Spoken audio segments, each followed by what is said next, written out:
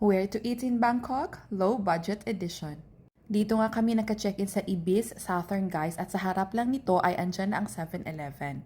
Yes guys, kapag low budget ka, 7-Eleven to the rescue.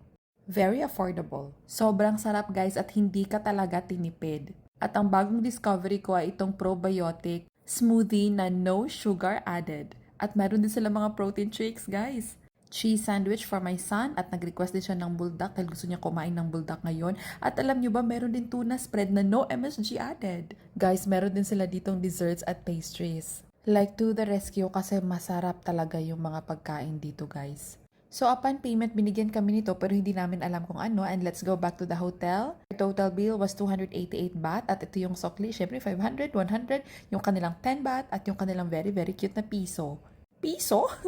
So ngayon tikman na natin to guys, ang ating order. The spicy minced pork. Try natin yung ating spicy minced pork. Wala pa. It's sweet, it's salty, it's spicy, it's tangy. Alam mo yung parang ano talaga, signature lemon ng Bangkok. Even the 7-Eleven food, lamig kayo guys. If you are into healthy lifestyle, this is a must to try here in Bangkok. See you in the next